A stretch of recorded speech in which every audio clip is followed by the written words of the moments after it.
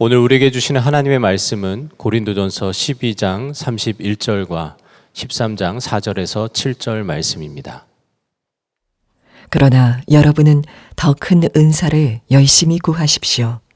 이제 내가 가장 좋은 길을 여러분에게 보여드리겠습니다. 사랑은 오래 참고 친절합니다. 사랑은 시기하지 않으며 뽐내지 않으며 교만하지 않습니다. 사랑은 무례하지 않으며 자기의 이익을 구하지 않으며 성을 내지 않으며 원한을 품지 않습니다. 사랑은 불의를 기뻐하지 않으며 진리와 함께 기뻐합니다. 사랑은 모든 것을 덮어주며 모든 것을 믿으며 모든 것을 바라며 모든 것을 견딥니다. 우리 가정에 무엇을 더하면 좋을까요?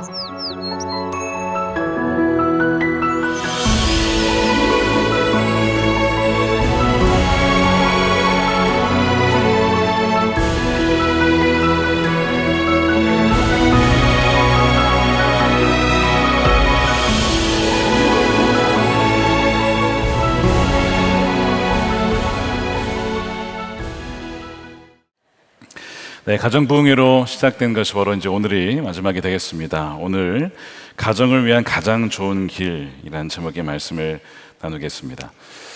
성인 아이라는 개념을 좀 들어보셨습니까? 본래 이 성인 아이라는 용어는 부모가 알코올 의존증 환자인 그 가정에서 자라난 성인이 된 사람을 가리키는 용어였습니다. 그러다가 이것이 이제 또 용어가 바뀌어서 신체적으로는 성장하였지만 정서적으로 어린 시절에 부모에게 상처나 학대를 받거나 가정 불화를 겪음으로써 성인이 되어서도 어린 아이와 같은 내면을 가진 그 사람을 뜻하는 용어로 쓰이게 되었습니다. 예를 들어서 강압적이거나 좀 엄격한 부모 밑에서 자란 이 사람은 공포스러웠던 자신의 그 어린 시절의 아픔 때문에 부모와 같은 어른을 만나면 어릴 때 그 받지 못한 사랑을 받고자 그 사람에게 굉장히 잘 보이려고 하는 말과 행동을 막 보인다는 거예요. 그래서 이 성인 아이는 정서적으로 낮은 자존감을 갖고 있고 분노를 갖고 있으면서도 동시에 수치심을 갖고 있는 특징을 갖고 있습니다. 이 부족한 가정의 문제를 해결하고자 완벽주의적인 성향을 갖든지 아니면 어떤 일이든지 좀 하기 싫어하는 게으른 성향을 갖든지 이런 습관을 가진 사람이 되기도 한다는 거예요. 사회적인 관계 형성에 좀 어려움을 갖고 있어서 사람에게 많이 의존하든지 또 사람들에게 자유롭게 자신의 생각을 표현하는 것을 굉장히 어려워하죠. 혹시 이 말을 했다가 저 사람이 화를 내면 어떡하지, 불편하면 어떡하지 이러면서 이렇게 이제 자라게 된다는 것이죠. 이 성인 아이라는 이 개념을 염두하십시오. 오늘 고린도전서 말씀을 읽으면서 이것이 이 성경에 흐르는 어떤 개념이고 또한 우리 가운데 역시 있을 수 있다는 것을 생각하시면서 말씀을 들으시면 좋겠습니다. 이 고린도전서 우리가 읽은 이 배경은 사도 바울이 고린도 교회에 보낸 편지이죠. 이 고린도라고 하는 도시에 교회가 세워졌어요. 그런데 거기에 그리스도인들 안에 또 교회 안에 분열이 있고 싸움이 있고 부부간의 문제가 있었습니다.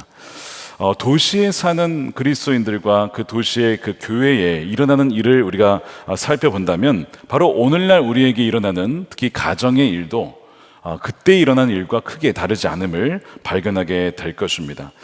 고린도라는 도시는 부유한 도시였습니다. 그리고 당시에 여신이었던 아프로디테 신전이 있었기 때문에 굉장히 성적으로 문란한 도시가 이 고린도였어요. 사람들은 여기에 성공하기 위해 왔습니다.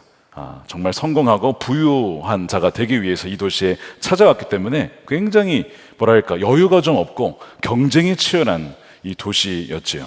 여러분들은 지금 성남에 혹은 서울에 여러분이 사시는 도시에 왜 오시게 되었습니까? 어쨌든 이 고린도에 오게 된 사람들은 이런 배경 가운데 모이게 되었는데 사도 바울이 2차 선교 여행 중에 주후 약 50년경에 이 도시에 오게 됩니다. 사실 굉장히 영적으로 좀 어두운 도시인데 과연 여기에 복음이 들어갈 수 있을까? 놀랍게도 사도 바울이 복음을 전했을 때에 그리스보라고 하는 회당장이 예수님을 믿고 그의 온 가정이 예수님을 영접하는 놀라운 역사가 일어납니다. 사도행전 18장 8절에 회당장인 그리스보는 그의 온 집안 식구와 함께 주님을 믿는 신자가 되었다. 그리고 고린도 사람 가운데서도 많은 사람이 바울의 말을 듣고서 믿고 세례를 받았다는 거예요. 놀라운 은혜죠. 한 사람으로 말미암아 가정이 구원받고 또한 정말 세속적인 도시에서도 복음은 그 사람들을 변화시킬 수 있는 로마서 1장 16절 표현에 의하면 하나님의 능력이라는 것입니다. 이 복음의 능력이 여러분들의 가정에게 이루어지기를 축복합니다. 그래서 이 사도 바울이 복음을 전했을 때 하나님께서 말씀하시기를 너는 두려워하지 말고 계속 여기 머물러서 복음을 증거해라. 이 도시에 나의 백성들이 많이 있다라고 하는 거예요. 하나님이 그 말씀을 해 주셔서 담대하게 복음을 전했을 때 사람들이 바뀌어지는 역사가 있었어요. 고린도전서 6장 11절입니다. 여러분 가운데 이런 사람들, 어떤 사람들이냐면 음행하고 우상숭배하고 동성애에 도적질에 탐욕에 약탈에, 이 6장에 보면 그 고린도 사람들의 라이프 스타일이 쭉 나오거든요. 이런 사람들이 더러 있었지만 그러나 여러분은 주 예수 그리스도의 이름과 하나님의 성령으로 씻겨지고 거룩하게 되고 의롭게 되었습니다. 이것이 복음의 능력이에요. 그래서 바뀌게 되었다는 것이죠. 이 놀라운 일이 이 고린도 도시에 벌어졌고 그리고 교회가 세워지게 된 겁니다. 1년 반 동안 사도 바울이 남아서 목회를 하는 가운데 열매가 나타났습니다. 뭐냐면 어떻게 보면 참 놀라운 일인데 영적인 은사가 엄청 많이 나타나는 거예요. 그 교회에. 예를 들면 예언이라든가 지혜, 지식, 그다음에 방언이라든가 병 고치는 은사나 기적이나 뭐 이런 은사들이 교회 안에 가득 나타났어요. 그러니까 야 거기에 가면 병 날 수 있대. 야 거기에 가면은 하나님께서 당신에게 주는 말씀을 들을 수가 있대. 막 이런 은사들이 막 나타나는 교회가 바로 고린도 교회였습니다. 여러분 정말 그런 교회에 다니고 싶겠죠? 완벽한 교회라고 볼 수 있겠는데 그런데 놀랍게도 이런 모습이 있는가 반면에 또 한편으로는 고린도 교회는요 가장 많은 분열과 싸움과 질투가 있었던 교회입니다. 너무 아이러니한 거예요. 고린도전서 3장 3절에 여러분 아직도 육에 속한 사람들입니다. 여러분 가운데 시기와 싸움이 있으니 나는 베드로파요, 나는 바울파요, 나는 예수파요 이런 식으로 파가 또 갈라져 있어요. 가장 많은 사역을 하고 성공적인 목회를 하고 가장 많은 은사가 부어졌고 기적과 치유와 예언과 지식과 지혜가 충만한 공동체인데 어떻게 분열과 시기와 질투가 많은 그런 공동체가 공존할 수 있느냐? 여러분 그럴 수 있다는 겁니다. 이게 굉장히 놀라운 얘기예요. 충격적인 이야기예요. 예수께서 말씀하시기를 주여 주여 하는 자마다 천국에 가는 게 아니라고 했습니다. 사람들이 예수님께 와가지고 마태복음 7장 22절 보십시오. 많은 사람이 나더러 이르되 주여 주여 우리가 주의 이름으로 선지자 노릇하며 주의 이름으로 귀신 쫓아내며 많은 권능을 행하지 아니하였습니까? 악마의 이름 아닙니다, 여러분. 주님의 이름으로 이것이 벌어졌어요. 근데 놀라운 것은 주님은 그들을 모른다는 겁니다. 여러분 지금 미혹이 얼마나 많은지 몰라요.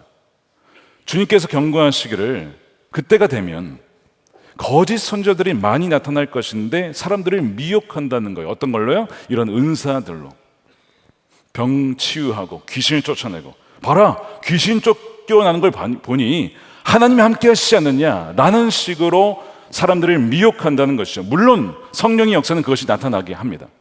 그런데 여러분 이 성령의 역사가 나타나도 말씀드린 것처럼 예수님과는 아무런 상관이 없을 수 있다는 것이 문제예요. 우리는 분별해야 됩니다. 영적 은사는 공동체를 세울 수 있어요. 다른 사람들을 도울 수 있도록 하기 위해서 은사가 주어진 거예요. 선물로 주어진 겁니다. 근데 영적 은사라는 것은 마치 약간 목걸이나 장신구처럼 어떤 그 은사를 가지고 있는 사람들이 좀 대단해 보이게 되는 그런 것이 있지만 여러분 장신구는 그 사람의 내면을 바꾸지 못하죠. 영적 은사는 그와 같습니다. 하나님이 그 사람을 통해 쓰실 수는 있지만 그 사람의 내면이 은사가 바꾸는 건 아니에요. 삼손이 엄청난 능력이 있었죠. 그런데 굉장히 문란했습니다. 이게 공존할 수 있다는 거예요. 은사와 기름 부심과 그 사람의 내면의 변화는 별개라는 것입니다. 여러분 여기에 속으시면 안 된다는 거예요. 그러니까 이 교회는 은사가 많았지만 동시에 분열과 다툼과 시기로 말미암아 사실은 골마가는 교회였습니다. 은사는 많았지만 뭐가 없었냐면 그 안에 사랑이 없었다라는 말씀을 하고 있어요. 사랑이 없으면 이 모든 은사를 가지고 있어도 아무 소용이 없다는 거예요. 천사의 말을 할지라도 사랑이 없으면 울리는 꽹과리와 같다는 거죠. 이것이 1절 말씀이에요. 2절 말씀을 보십시오. 내가 예언하는 능력을 가지고 있을지라도, 모든 비밀과 지식을 다 가지고 있을지라도, 또 산을 옮길 만한 겨자씨가 아니고 모든 믿음을 가지고 있을지라도 사랑이 없으면 아무것도 아닙니다. 이 모든 것을 갖고도 구원받지 못할 수도 있고 버림받을 수도 있고 하나님이 모른다고 하실 수도 있다는 겁니다. 여러분, 정말 충격적인 말씀이죠. 이것을 우리 가정에게 적용해 봅시다. 여러분들은 가정에 지금 무엇이 더해져야 한다라고, 무엇이 있어야 한다라고 생각하세요? 여러분들이 생각하는 걸 한번 떠올려 보시기 바랍니다. 우리 가정이 더 나아지기 위해서 예언의 능력, 믿음이 더 있어야 되는가? 재정이 더 있어야 되는가? 우리 자녀가 좀 더 좋은 학교를 가야 될까요? 건강이 있어야 될까요? 다 좋은 것들이 하나 보면 다 필요한 것들입니다. 우리가 기도해야 되죠. 필요한 것입니다. 그런데 여러분, 정말 사랑을 구해본 적이 있어요? 우리에게 사랑이 있어야겠습니다, 하나님. 우리 가정에 정말 사랑이 있어야겠습니다. 이렇게 구해본 적은 아마 거의 없으실 겁니다. 근데 성경은 이 모든 것을 다 가지고 있어도 우리 가정에 사랑이 없으면 이 가정은 무너진다, 아무것도 아니라고 경고의 말씀을 하고 계신 거야. 다 가지고 있어도, 부자였어도, 좋은 학교를 갔어도, 자녀들이 성공했어도 사랑이 없으면요, 부모와 자녀 간에 싸우고, 부부 간에 싸우고, 자식 간에 싸우고, 모든 것이 아무것도 아니게 되는 것, 바로 그것이 사랑이라는 거 분명히 말씀하고 있어요. 왜 우리 안에 사랑이 없는가? 여러분, 우리는 근본적으로 이기적인 존재이기 때문에 그래요. 우리가 얼마나 이기적인 존재인지 몰라요. 더 나아가서 우리 안에 사랑이 없는 이유는요, 아마 이것 때문일지도 모릅니다. 성인 아이, 몸은 컸는데 내면은 악인 거예요. 영적으로 악인 거야. 정서적으로 악인 거야. 늘 자기 중심적으로 이거 해달라 저거 해달라 구하기만 하지 상대방을 배려하지 못합니다. 배우자가 왜 그런 어려움을 겪는지, 왜 그런 아픔을 겪는지, 왜 이렇게 힘들어하는지를, 그 상황을 헤아려 보질 못하고 자기 입장에서만 자꾸 당신 문제라고 하는, 이것이 우리가 어리다라고 하는 증거이죠. 사랑이 무엇이다 쭉 얘기를 하다가 13장에서 갑자기 어린아이 얘기가 나옵니다. 여러분, 왜 나온지 아세요? 자, 11절 보세요. 내가 어릴 때는 말하는 것이 어린아이와 같고, 깨닫는 것이 어린아이와 같고, 생각하는 것이 어린아이와 같았습니다. 어린아이의 특징은요, 자기 중심성입니다. 생각하는 것이 늘 자기 중심으로 돌아간다고 생각하고, 그렇게 되어야 한다고 생각하고, 나는 옳고 저 사람 틀렸다, 이분법적으로 생각하는 경향이 있어요. 나는 선인이고 저들은 악인이다 라는 생각을 하기 마련이죠. 어리다는 증거입니다. 그래서 이 고린도전서 3장에서 사도 바울이 우리 고린도교 성도들을 향해서 이런 얘기를 해요. 형제자매 여러분, 믿는 사람들이에요. 나는 여러분에게 영에 속한 사람에게 하듯이 말할 수 없고, 육에 속한 사람 곧 그리스도 안에서 아기들, 어린 아이 같은 사람에게 말하듯이 하였습니다. 고기를 줄 수 없었고 젖을 먹여야 했습니다. 여러분들이 어리기 때문에, 여러분 가운데서 시기와 싸움이 있는 걸 보니까 여러분들은 아기입니다 라고 하는 거예요. 왜 사랑이 없느냐고요? 몸은 컸는데 성인 아이기 때문에 그렇습니다. 몸은 컸는데 여전히 해주기만을 바라는 아이로 남아있기 때문에 그렇게 서로 싸우게 된다는 것이죠. 아무리 지식이 많고 예언을 하고 방언을 하고 기도를 몇 시간 하여도 여러분 영적으로 아이일 수 있다는 게 충격적인 일 아닙니까?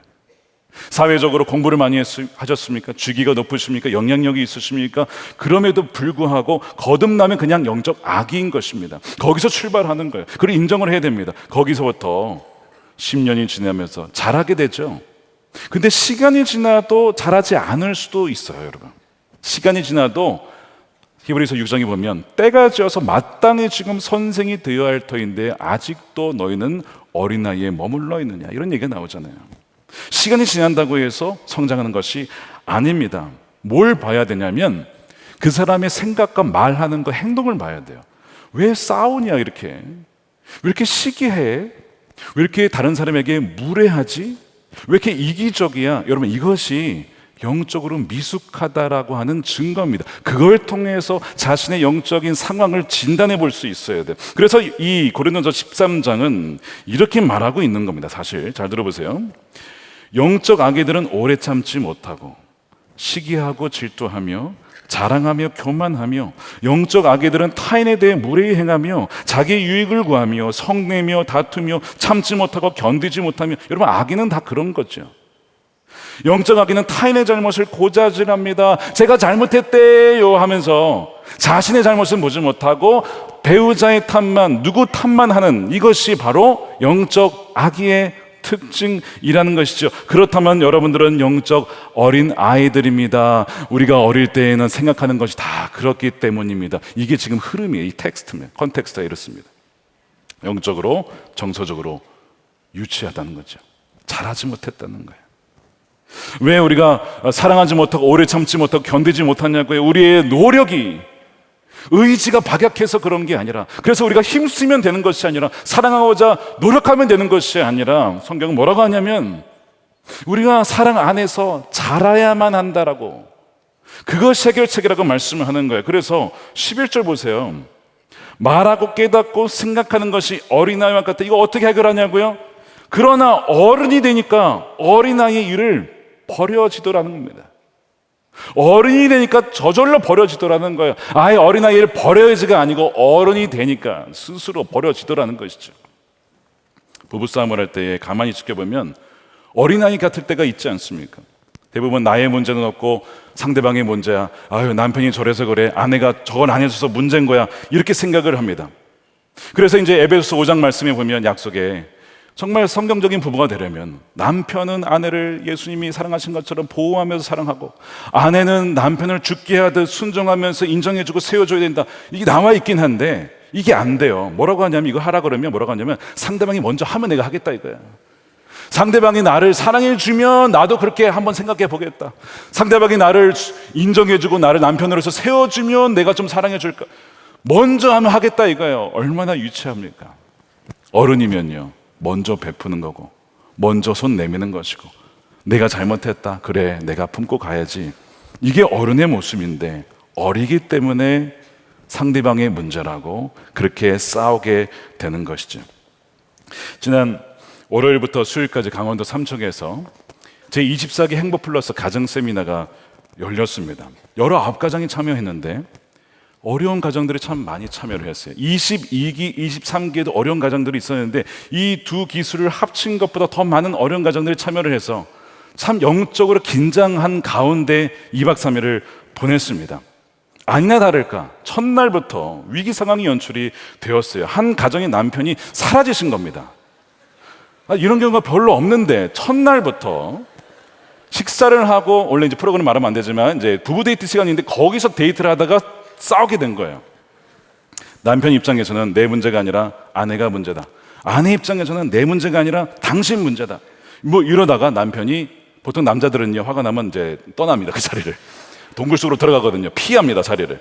이분이 이제 자리를 뜬 게, 자리를 그냥 뜬 정도가 아니고, 거기가 삼척인데 성남에 오겠다고 터미널로 가신 거예요. 삼척의 터미널로. 근데 차가 없잖아요. 교회버스 타고 왔으니까 차가 없으니까 걸어서 가겠다고, 걸어서 그 터미널까지 쭉 가시는 거예요. 이런 일이 벌어졌어요. 한참 걸어가고 있는데 웬 맞은편에 얼굴이 익숙한 사람이 걸어 보니까 가정사역위원회 이 행복플러스 담당 장로님이 거기서 걸어오고 계세요. 아니, 왜 장로님이 거기서 걸어와? 장로님이 알고 봤더니 차가 고장이 나가지고 카센터에 맡겼다가 걸어서 돌아오다가 두 분이 딱 마주친 거야. 그래서 돌아왔다니까요, 다시. 여러분, 무슨 요나도 아니고 다시스로 가다가 큰 물고기 만나가지고 그 물고기 같은 장로님이 물어다가 다시 돌려놨다고요. 여러분, 자동차 고장나는 것 하나님의 뜻이 있을 때가 있습니다. 여러분, 너무 좌절하지 마십시오. 뭔가 하나님의 역사가 있나 보다 생각하시면 됩니다. 그래서 이제 이분이 돌아오시고 나서 이 무슨 생각이 드냐면, 이 남편이, 야, 여기 온 것은 하나님의 뜻이구나, 하나님께서 나를 위해 일하고 계시구나, 이건 부정할 수가 없는 거야. 그래서 이제 마음을 다잡고 강연을 듣고 소그룹에 참여하면서 이게 가시게 되었어요. 시간이 지남에 따라서 아내에 대해서 내가 잘못한 것들이 하나둘씩 깨달아집니다. 그리고 이제 둘째 날 저녁에 예배하는 시간에 그 아내에 대해서 잘못한 것을 회개하고 하는데 그렇게 눈물이 막 펑펑 쏟아지더래요. 그리고 회개하면서 그 아내를 위해서 기도하는 그 시간을 갖게 되었어요. 여러분, 끝까지 나는 잘못 없다고 하는 사람은요, 어린 아이나 그렇습니다. 그런데 먼저 자신의 약함을 깨닫고 손 내밀고 용서를 구하는 사람이 사실은 성숙한 어른인 것이죠. 우리 자신과 우리 가정을 위해 필요한 것, 당신 탓, 내 탓, 원인을 찾아 이게 아니고 내가 어린아이에 머물러 있었습니다. 내가 더 자라야겠습니다. 어른이 되는 것입니다. 그러면 어린아이의 일을 버리게 되는 것이죠. 어떤 부부가 그럴 때잖아요. 그 시댁에 가야 되냐, 이제 절기 때, 명절 때 시댁에 가니까 당신 기름값 당신이네. 치사하게. 그러고 싸운대잖아요. 그거 가지고, 기름값 가지고. 여러분, 유치한 거잖아요. 어린아이와 같은 거예요. 잘하지 못한 것입니다. 그런데 크면, 성장하면 내가 당연히 우리 부모님이니까, 당신 부모님도 내 부모님이니까 섬기게 되는 거거든요. 여러분, 질문은 무엇이냐면 어떻게 그러면 성장할 수 있느냐는 것입니다. 여러분, 성장하는 것은 먹어야 되거든요. 말씀을 먹어야 되고 더 나아가서 사랑을 먹고 자라야 돼요. 오늘 이 고린도전서 13장에 보면 사랑이라는 단어를 썼을 때 그 당시 고린도 사회에서 가장 많이 쓰였던 사랑이라는 단어가 뭐냐면 여러분 잘 아시는 에로스라는 단어입니다. 에로스. 에로틱하다. 그 단어예요. 근데 이 에로스라는 이 사랑이라는 것은 어떤 의미냐면 어떤 사람이 어떤 가치에 이끌려서 내가 그것을 갖고자 하는 사랑입니다. 예를 들면 이런 겁니다. 어떤 여인을 봤는데 너무 매력적이고 아름다워. 나의 배우자로 삼고 싶다라고 끌리는 거. 이게 이제 에로스 사랑이에요. 어떤 남자를 보고 굉장히 남자답네, 리더십이 있네, 능력이 있네. 나의 남편이 되었으면 좋겠다. 이게 끌리는 거 있죠. 매력을 느끼고 끌리는 거. 이것이 이제 에로스적 사랑이에요. 그러니까 굉장히 자연스럽고 본능적인 사랑인 것이죠. 이런 사랑이 필요합니다. 근데 이것이 자기 중심적인 사랑이에요. 또한 이 에로스 사랑은 조건 때문에 끌리는 것이기 때문에 한계가 있습니다. 어떤 한계가 있을까요? 그 조건이 사라지게 되면, 그렇게 예뻐서 결혼을 했는데 나이가 들면서 외모는 변합니다. 그렇게 멋있어서 남편과 결혼했는데 남편들은 나이 들면서 배가 나오기 시작합니다. 머리가 여러분, 조건이 사라지면 어떻게 될까요? 에로스 사랑을 하는 사람은요, 결국에는요, 조건이 바뀌었다는 거예요. 그러면서 거리가 멀어지게 됩니다. 연애할 때는 그렇게 남편이 친절하더니 왜 지금 이렇게 친절하지 않지? 조건이 사라지니까 변했다라고 느끼고 뭔가 내가 사랑할 만한 것이 없다라고 느끼면서 서운한 것입니다. 싸움이 나기 시작합니다. 이것이 에로스 사랑의 한계입니다. 한계. 그런데 오늘 이 13장에서 이 사랑이라고 했을 때 단어를 에로스가 아니라 여러분 잘 아시는 아가페라고 했습니다. 이 아가페는 당시의 헬라 문헌에서는 별로 잘 나타나지 않는 단어고 별로 특징이 없는 단어였습니다. 근데 이 아가페라는 단어가 유명해지게 된 것은 구약 성경을 번역을 할 때에 당시에 이제 사람들이 헬라어를 많이 알았기 때문에 지금 같으면 공용 영어 같은 공용어 헬라어로 구약을 번역을 할 때에 이 아가페 사랑을 언제 썼냐면 하나님이 이스라엘 백성을 사랑한다라고 할 때 그 사랑을 바로 이 아가페로 썼습니다. 하나님이 왜 이스라엘 백성을 택하신지 아십니까? 신명기 7장에 나와요. 뭐라고 되어 있냐면 7절에 여호와께서 너희를 기뻐하시고 너희를 택하심은 너희가 다른 민족보다 수효가 많기 때문이 아니니라. 너희는 오히려 모든 민족 중에 가장 적으니라. 하나님이 왜 이스라엘 백성 택했냐면 백성이 많아서 아닙니다. 백성이 능력이 많고 뛰어나서 그것도 아니었습니다.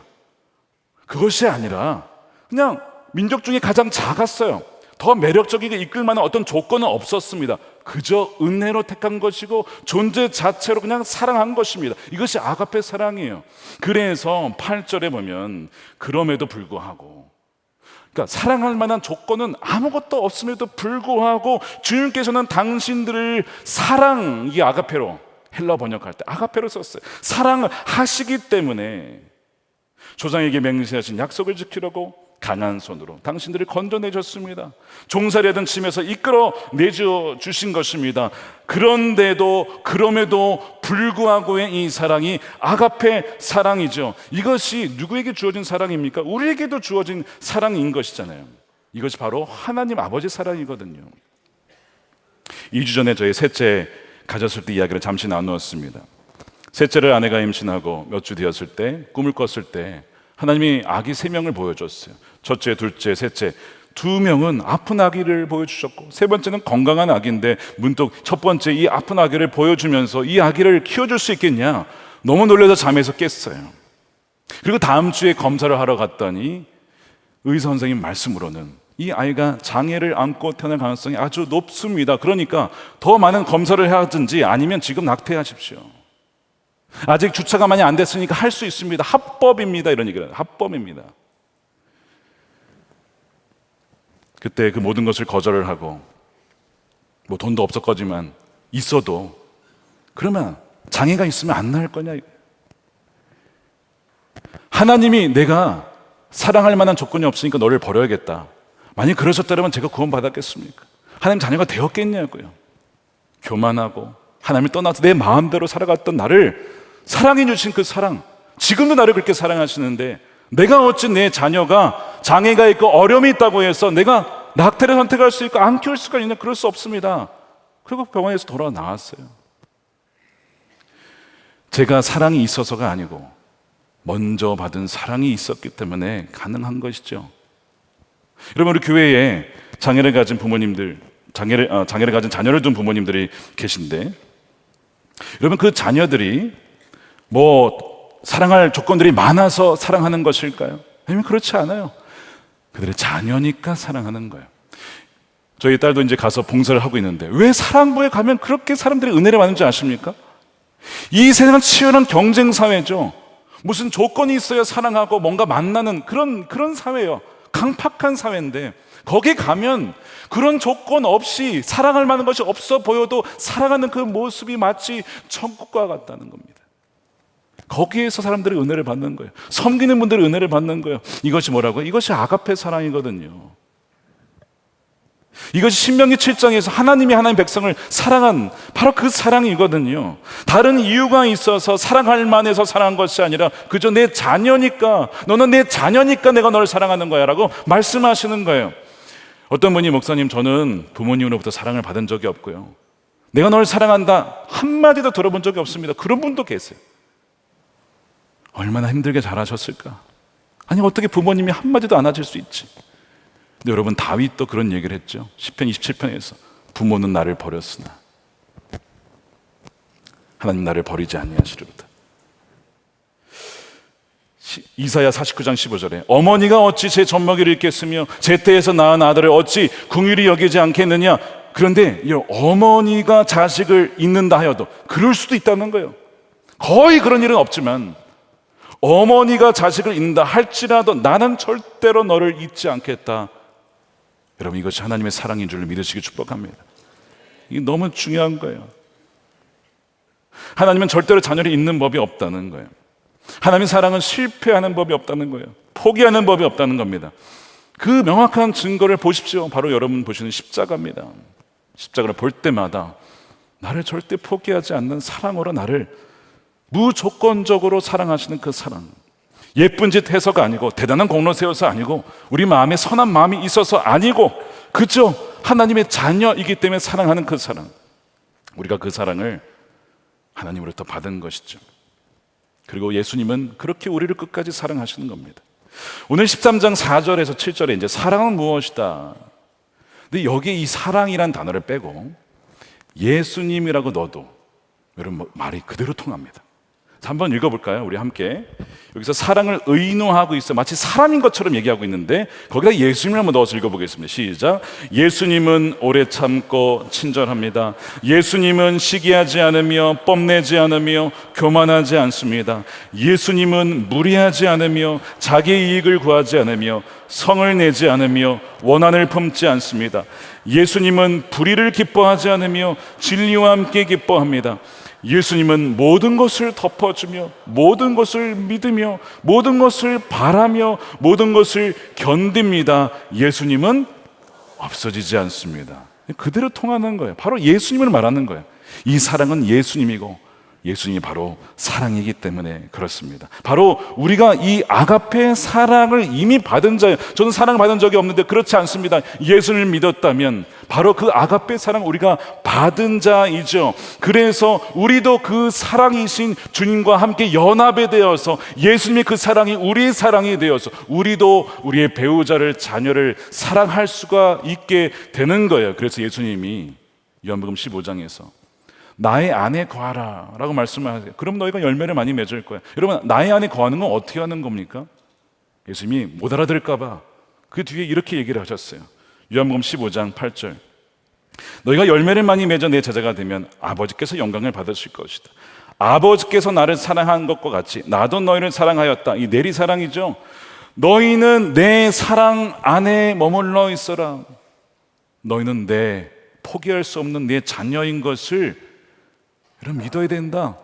그 사랑과, 그렇죠, 저는 하나님의 사랑받는 자녀입니다.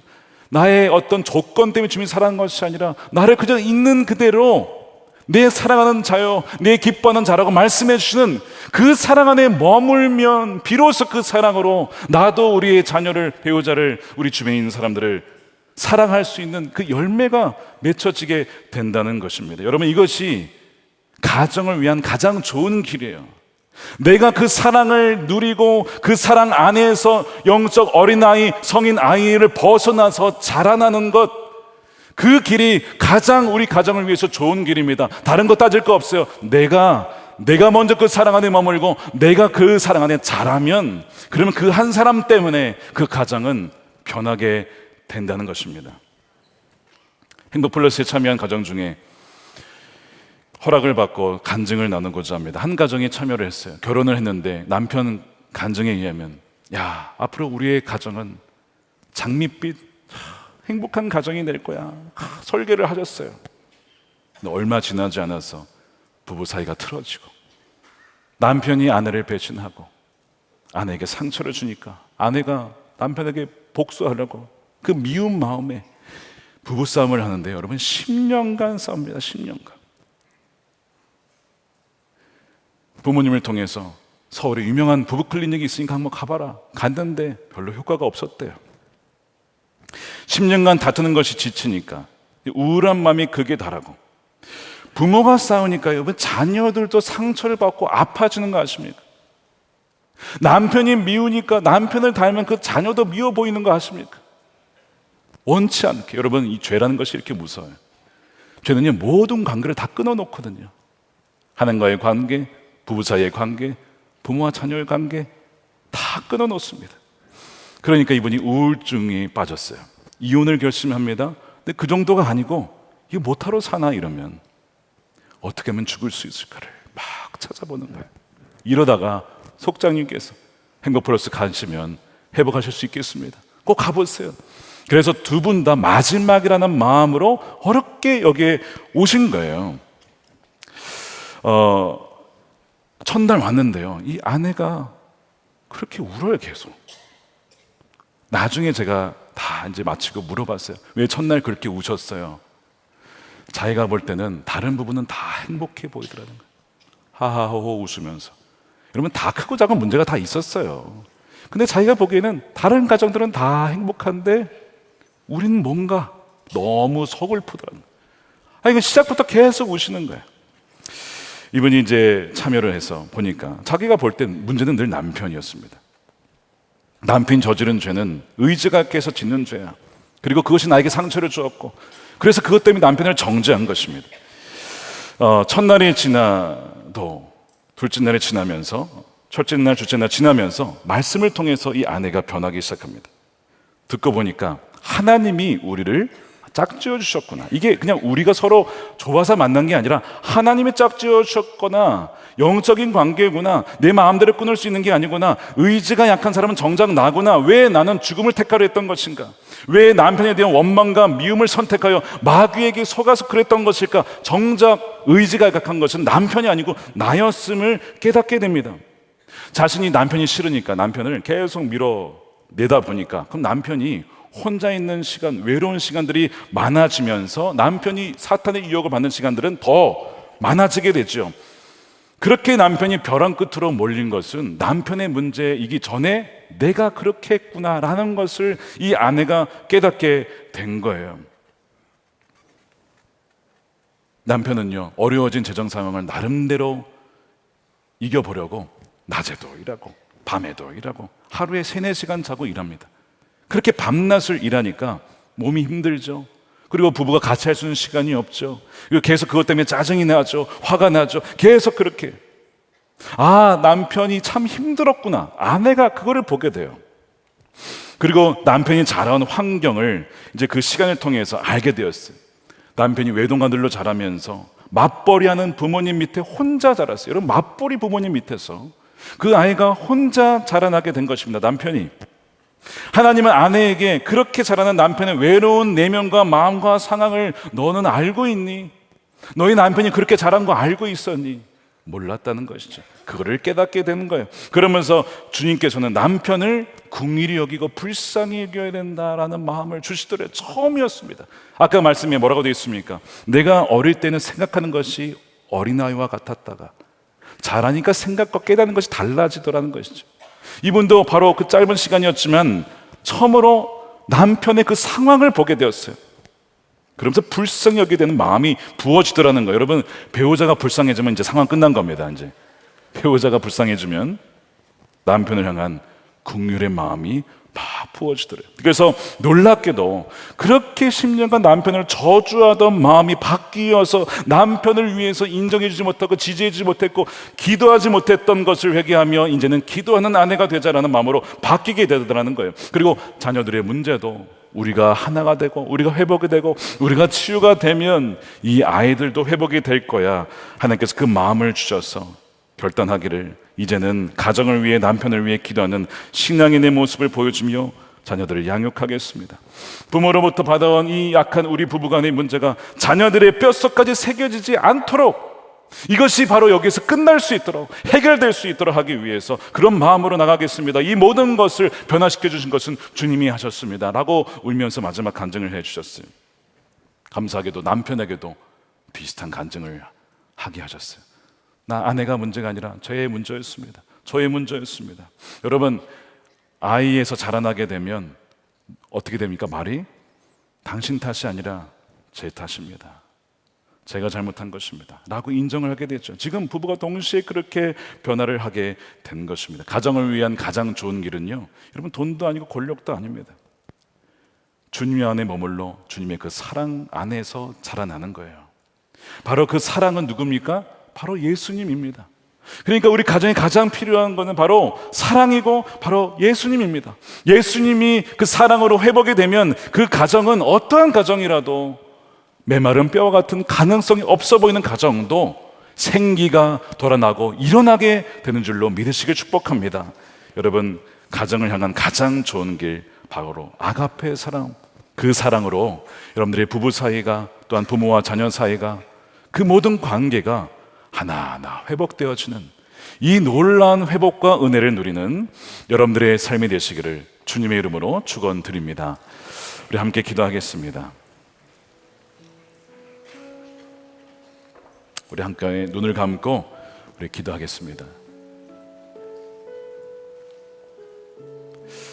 혹시 부부가 같이 오셨다면 손을 잡아주셔도 좋겠고요. 혼자 오신 분이라면 여러분들의 부모님을 위해서 또 앞으로 결혼을 준비하고 계시다면 미래의 배우자와 가정을 위해서 기도하셔도 좋겠습니다.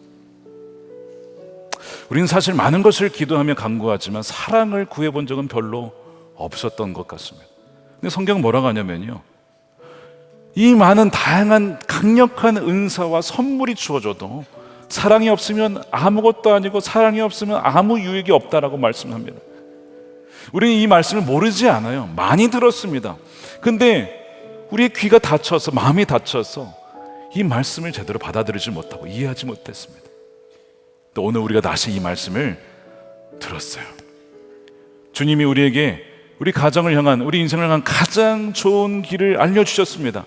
바로 그 사랑이고 예수님이고 그 사랑 안에 우리가 자라는 것입니다. 그러면 어린아이의 일을 버리게 된다는 것입니다. 주님, 우리 가정 가운데 진정 내가 어린아이로 말미암아 상처를 주었고 아프게 했던 것을 주님 용서해 주시고, 이제는 내가 주 예수님으로 말미암아 그 사랑 안에 머물러 자라나서 이제는 내가 품고 용납하며 그 사랑을 베푸는 자로 살아가게 하여 주시옵소서. 우리 함께 동성으로 기도하겠습니다. 아버지 하나님 감사합니다. 내가 바로 잘하지 못했고 내가 바로 연약했기 때문에 이 시간 고백합니다. 아버지 하나님, 우리 불쌍히 여겨 주시옵소서. 주님의 사랑 가운데 자라게 하시고 그 사랑으로 우리를 용납하여 주시고 사랑 가운데 주여 우리가 그 동서는 사랑으로 살아가길 원합니다. 아버지 하나님, 우리에게는 그런 사랑이 없음을 고백하며 아버지 하나님, 인내할 수 없고 우리가 용납할 수 없는 자를 고백합니다.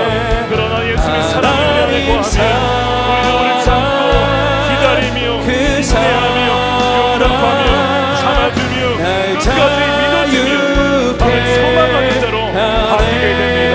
주님께서 우리를 그렇게 기다려주셨습니다. 그렇게 참아주셨습니다. 주님의 은혜로 이 시간 풍성히 아버지 부어주시옵소서.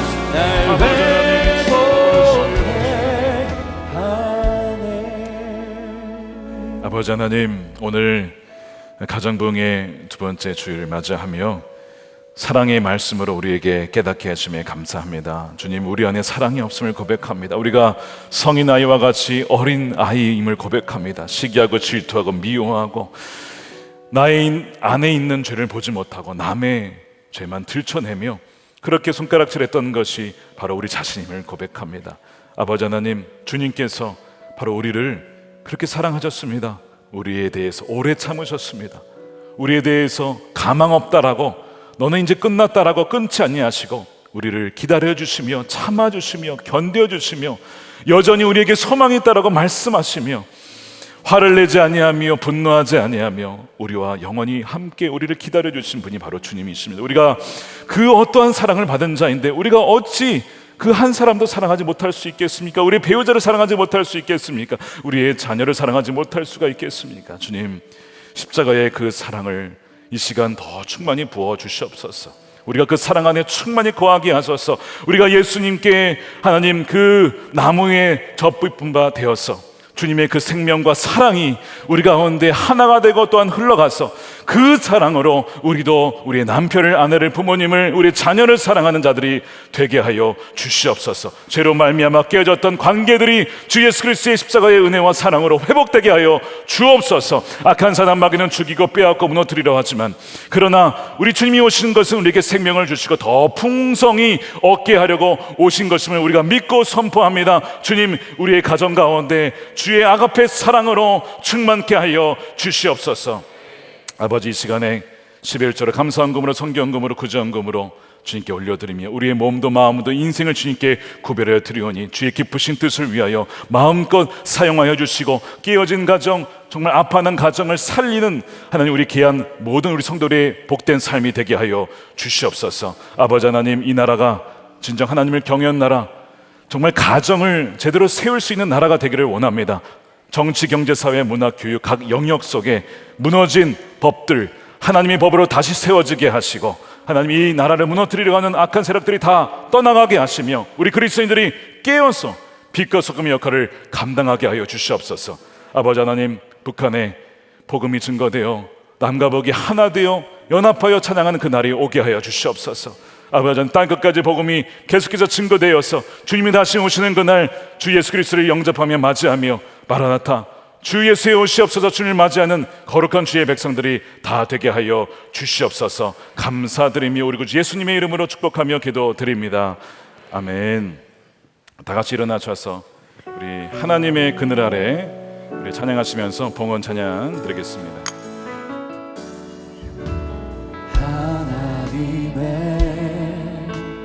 그늘 아래 내 모든 것 다 내려놓고 나 잠잠히 주를 묵상하네. 놀라우신 끝이 없는 주의 사랑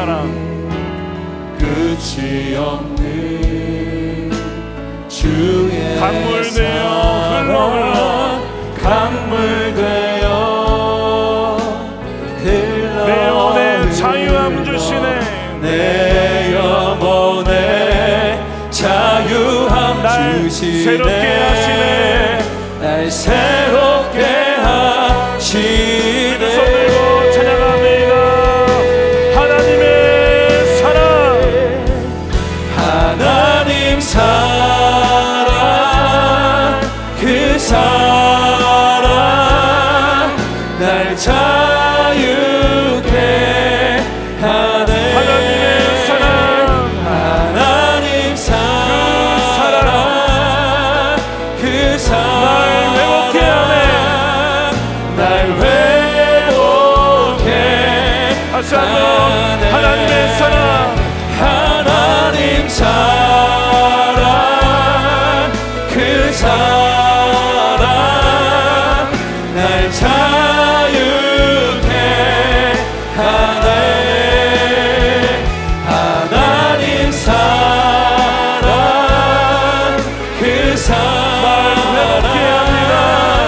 날 회복해 하네. 네, 축도하겠습니다.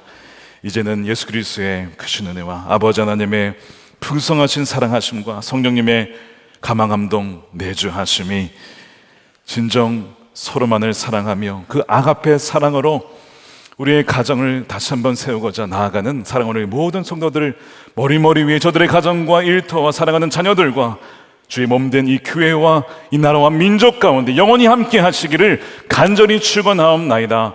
아멘.